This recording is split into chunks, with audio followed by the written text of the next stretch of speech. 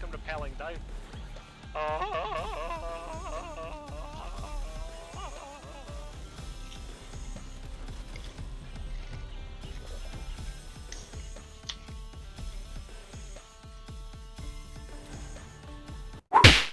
What if I told you there is a game that has 124 players by 124 players? It focuses on chaotic battles where you can fight on land, sea and in the air. A game that has incredible gunplay and is reminiscent of the old Battlefield games. Well, you'd probably be like, what is that game, right? Well, that game's BattleBit Remastered for you. A game made by 3 people, Sergeant Okidoki, Velasquez and the Liquid Horse. And see, when I say this, I mean it. They deserve a lot of praise for this game. This game's been in development since 2016 and it's everything I and many others have probably wanted in an FPS for a very long time. It's simple, rewarding and most importantly super fun. What the devs have done with this game is super smart as well. Focusing on the slow poly art style allows for bigger player bases and also destruction, right? So don't ever let that fool you when it comes to actually buying this game or giving it a go. Now I thought this video would be a good idea to sit down and talk about the good and the bad, and if it's worth actually buying this game. Now I've had 40 hours in this game already, so it kind of speaks for itself, but I thought it'd be good to touch points that I think could maybe be improved or things that I think are absolutely perfect to allow you to make a decision whether you buy this game or not. Let's jump into the good points of this game. Firstly, for me, one of the best things about this game is it has VoIP, and it got me super excited when I found that it did have VoIP, because if we're honest, every single FPS game that has VoIP is good, or any FPS game that has had VoIP is good. I mean, think about PUBG, right? PUBG had VoIP, it was really good, then they removed it, the player base left, right? And it didn't leave fully because obviously the game's not dead, but it dramatically decreased the player base. I mean, I for one didn't want to play it anymore when it didn't have VoIP because it made it less fun, right? It adds a personal touch to every single game you play, and I've had a different experience in every single game I've played in BattleBit so far. So hats off to the devs for adding this VoIP, and I really hope that they keep this in and they don't get kind of shut down by people who don't want it, because it's, I don't know, people are bad. I think the minority kind of get rid of the fun for the majority, and that's sometimes not fun, and I really hope they just stick to their guns and don't remove VoIP, because it is actually what makes their game really, really good, or it's one of the major points that make the game really good for me especially. Moving on to the next point, which I really love about this game, is the gunplay. So like most, I was super skeptical of what the gunplay might look like in this game, right? Because when you first look at it, if you don't know much about the game, then it reminded me of Roblox mixed with Unturned, which scared me if I'm being honest. But since playing the game, I can actually firmly say that the gunplay is super satisfying. Like, I have every attachment for the M4 now, and I feel like I'm shooting a laser most of the time, right? So it's easy to knock down 3 or 4 people in a line, not to mention the fact that the sound is super satisfying, and then hearing them on VoIP scream when you've killed them all is great. So that's what makes this game super fun, is the fact that it's got good VoIP, the gunplay is excellent, right? And when I say it's excellent, it's so smooth. Like, I was so surprised when I first jumped into the shooting range, when the game wasn't actually live at the time, but you could play in the shooting range just before one of the playtests, right? And I jumped in and I shot the gun, and I was genuinely like, wow, that this game is genuinely one of the smoothest I've played. Like, it runs smooth, it plays smooth, the guns are smooth, everything about this game, or the gunplay, is just super, super smooth, and I don't know how they've managed to achieve that, but it genuinely feels better than most AAA titles do when running this game. And since it's such a low poly art style, the FPS you get when playing this game is ridiculous. So yeah, the gunplay is probably one of the most satisfying things that I've had in an FPS game for sure. Jumping on to the next point about this game that I love is the destruction. Now, everybody loves good destruction, like remember in Battlefield 4 where the big tower fell down, or in Battlefield 3 where you could destroy certain things. This game literally has that, but times it by 10, right? You can literally take a sledgehammer to a wall, break a brick in the wall and create a peephole to shoot through, right? Or you can destroy a whole building with C4, or blow a hole in the wall in C4 to get through the other side to flank people in the building. So having that kind of destruction actually makes the game super fun, and not to mention the fact that basically every building is destroyable, right? The way stuff is destroyed is super satisfying, and the fact that there's many things you can use to destroy stuff, such as sledgehammers, pickaxes, C4, there's a thing called suicide C4 if you want to run into a building and blow yourself up for whatever reason, but there's many ways you can actually destroy stuff, and I think it just makes for interesting gameplay, and it is super fun. So if it's something that you like, destruction, this game's definitely going to be for you. The weapon customization in this game genuinely surprised me, in a good way.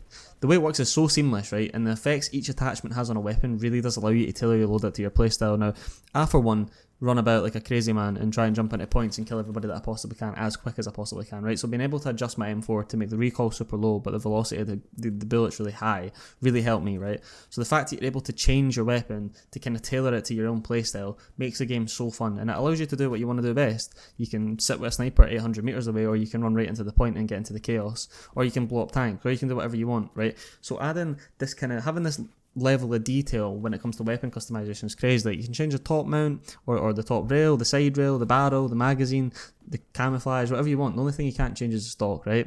But that's not really that big a deal, because I'm presuming they're going to add something like that if the community want it, right?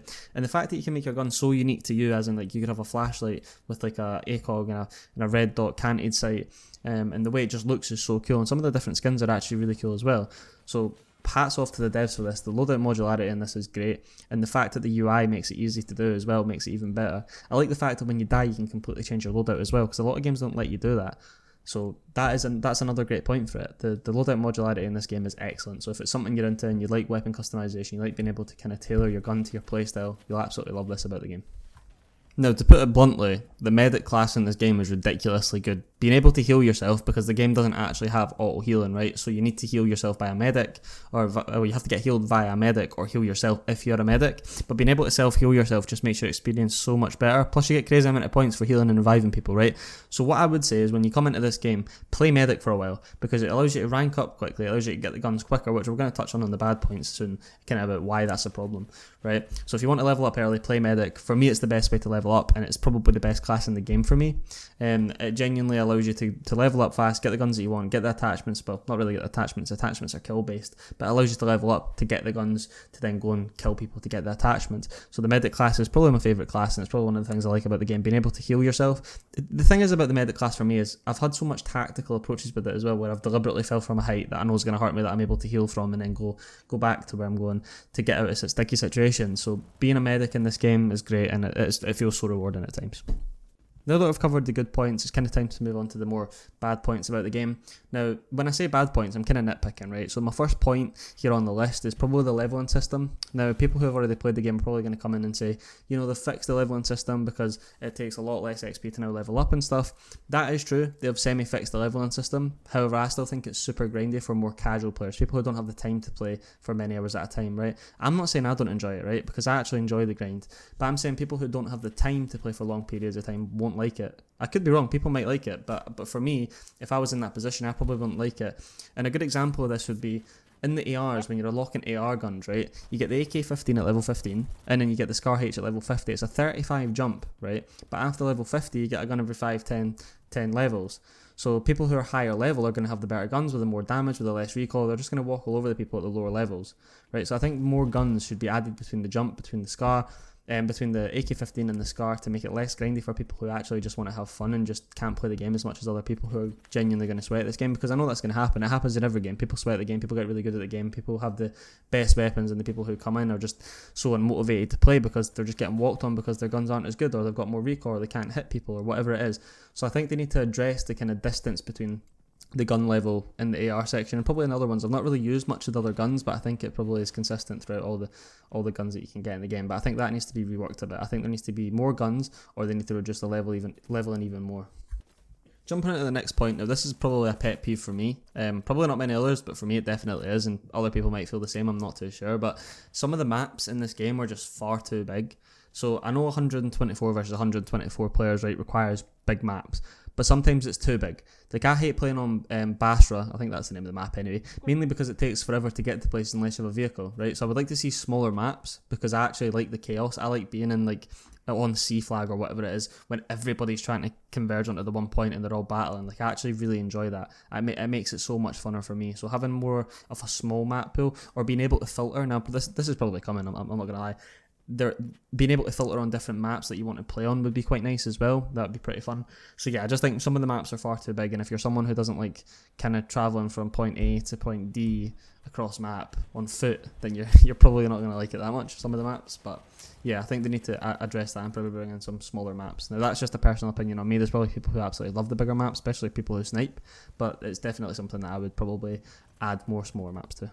Another thing in this game that I'm not liking at the minute is the sniping. It just doesn't feel beginner friendly. The starting guns that you get are just, they're just weak as anything. And the fact that you have to click to bolt instead of pressing R, it was so frustrating. It took me so long to get to grips with that. Every single time I was shooting my gun, I was reloading it instead of pressing click to like cock the bolt back.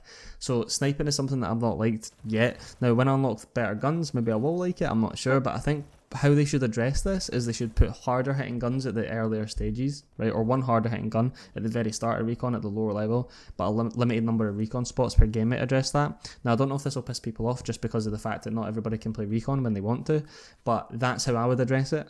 But yeah, sniping for me right now doesn't feel beginner friendly, mainly because the guns at lower ranks aren't satisfying for me, and there's no incentive for me to actually play recon right now. So moving on to the next point, the vehicles for me are probably the most annoying thing in this game that I've experienced so far. I don't know exactly what it is, but they feel so clunky, especially in land vehicles, so like the Humvees, the ATVs. It's like driving a boat in rough waters. It is genuinely horrible to control, and I think they need a rework in how they actually handle. And it's so weird to me, right, because the player controller is night and day compared to the vehicle controller. I know it's harder to make a vehicle controller, but the fact if they could get it as smooth as what the player controller is, I would absolutely love it. Like, flying the helicopter is just clunky to me. Playing with the Humvee or driving the Humvee about is clunky. The ATV, it just feels like it drifts away. So I think that's probably the thing that I kind of hate the most about the game so far is the vehicles. I just don't want to play in them. Like, I get them to get from spawn to my point and that's it. I never play with them again the whole game unless I really need to get somewhere using a helicopter. But yeah, for me, I just don't enjoy them. The helicopter is similar to War Thunder, so I didn't even like the controls in War Thunder either, so I'm not going to like it in BattleBit. But yeah, it's one of the things that I just do not enjoy. The vehicles need a bit of rework in my opinion. Moving on to the last point that I think is maybe I'm more of a nitpick than any of the other points is the fact that I don't understand the point of the Assault class, right? You're genuinely just better play Medic. Playing Medic is just better. In Assault, you get this 25% boost in reload speed and the ADS speed boost. You get like a sledgehammer or pickaxe or whatever it may be to break down walls, etc, etc. But I genuinely would much rather be able to heal myself in battle than not have any healing capabilities at all and get rid of the boosts. I'm not sure how I would improve that class, but I think it just needs more uniqueness to it to make it worth it for me, because Assault classes normally have that kind of wee bit of uniqueness, whereas I feel like this one just doesn't. It's just you're an infantryman with a tiny speed boost and reloading speed and ADS. That's it, right? So I think there needs to be a little bit more uniqueness, because I genuinely don't see the point of playing the Assault class at all. So that's bringing this video to a wrap. Now the question is, the question of this video is this worth it? Is the game worth it? It 100% is worth it, right? For 12 quid, you really can't go wrong. You get everything you want in an FPS and more. So you get simplicity, great gunplay, chaos, VoIP, vehicles, destruction, massive player base. The list just goes on. And for what they can add and the potential that they have, they could really make this game really, really good. It's exactly what Battlefield should be and more. And for such a little price tag, it makes it so worth it. So I'm really excited to see what the developers do with this game. The new Milsim mode they're meant to be working on as well, more maps, and I'm really intrigued to see what they'll do with the squad system. And that's something we didn't touch on in this video because there's just genuinely so much to cover about this game. But the squad system is where you can add rally points and walls and things like that. You can build stuff. So if they elaborate on that and add more features to that, they've genuinely got a strong Milsim here as well, which is crazy to think, because you wouldn't think because of the graphics style. But I genuinely think there's a lot of potential, and I hope the developers manage to keep this game alive. That's my only worry about it, because obviously you get games that get released, they do really, really well, and then they drop off. So I hope they can add different features, more maps, new guns, all that kind of stuff to keep the game alive. Maybe even events, that'd be pretty cool, just to keep this game alive. But to answer the question, the game is worth every single penny and more. I would genuinely highly suggest you pick it up if you love the FPS scene. And like I said before, if you do enjoy these videos, make sure to give the video a like and make sure to subscribe to the channel to see a lot more content coming on BattleBit. And I appreciate you guys watching the video. Cheers.